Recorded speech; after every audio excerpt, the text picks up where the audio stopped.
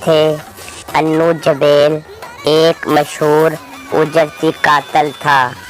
اس کا کام ہی پیسے لے کر قتل کرنا ہوتا تھا۔ یہ جبیل قبیلے سے تعلق رکھتا تھا۔ اس قبیلے کے بارے میں یہ کہا جاتا ہے کہ ان میں اکثر لوگ پیشہ ور قاتل ہوتے ہیں۔ اس خاندان کے اکثر لوگ جیسے اس کا بھائی صفدر جبیل، اس کا بھانجا شبیر جبیل اور جہانگیر جبیل، یہ سب اجرتی قاتل اور ڈکیت تھے۔ سپاری لے کر کسی کو بھی قتل کرنا ان کے لیے کوئی مشکل کام نہیں تھا۔ انو جبیل پر قتل کے 100 سے زیادہ مقدمات درج تھے۔ قتلوں کے علاوہ اقدام قتل، ڈکیتیاں، ڈاکے، وہ مقدمات الگ تھے۔ انو جبیل کی دہشت اور خوف کا یہ عالم تھا کہ اگر کسی کو پتہ چل جاتا تھا کہ انو جبیل اس کا پیچھا کر رہا ہے تو وہ انسان خوف سے ہی آدھا مر جاتا تھا۔ انو جبیل نے ویسے تو بہت قتل کیے، لیکن ملک مشتاق عرف ببلی نمبردار کا پورا خاندان، خواتین اور بچوں سمیت انو جبیل نے قتل کر دیا تھا۔ ملک مشتاق المعروف ببلی نمبردار کے خاندان کی دشمنی لاہور کی بڑی دشمنیوں میں تصور کی جاتی ہے۔ انو جبیل نے ملک مشتاق کے والد کو اس کے 4 گن مینوں سمیت قتل کر دیا۔ اس کے بعد انو جبیل نے ملک مشتاق عرف ببلی نمبردار کی والدہ بشرا عرف بچھی کو قتل کیا۔ ملک مشتاق کی دادی اور ملک نثار کے ساتھ اس خاندان کے اور بہت سے افراد کو انو جبیل نے قتل کیا۔ ملک مشتاق کے کزن ملک ریاض کا بیٹا بھی انو جبیل نے قتل کیا۔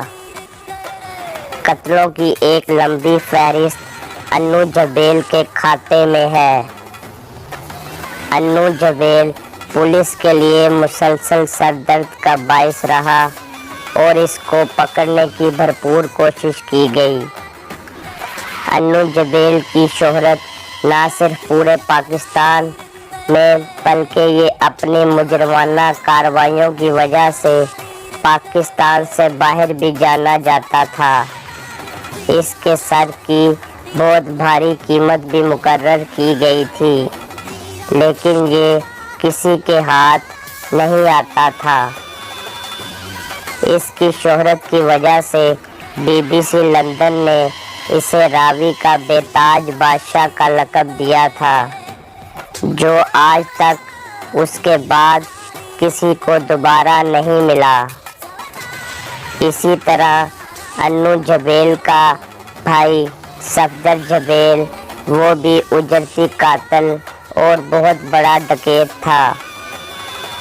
اس نے بھی پیسے لے کر کئی خاندان قتل کر ڈالے۔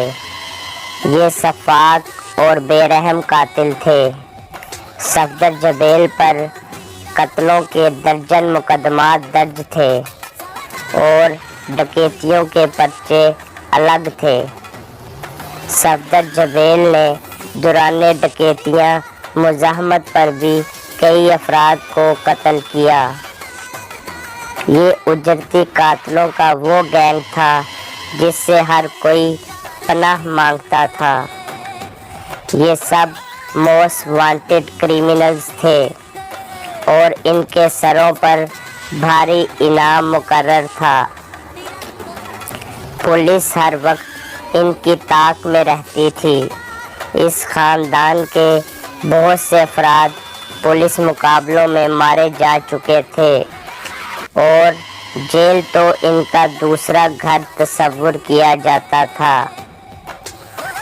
انو جبیل بھی کافی عرصہ جیل میں رہا، لیکن باہر آتے ہی قتل و غارت کا سلسلہ دوبارہ شروع ہو جاتا۔ اس خاندان نے اپنے وقت میں پورے پنجاب پر راج کیا اور کسی کو بھی اپنے سامنے سر نہیں اٹھانے دیا۔ صفدر جبیل ایک کار چھینتے ہوئے ساہیوال پولیس کے ہاتھوں مقابلے میں مارا گیا۔ اس کا بھانجا شبیر جبیل اور جہانگیر جبیل بھی پولیس مقابلوں میں مارے گئے۔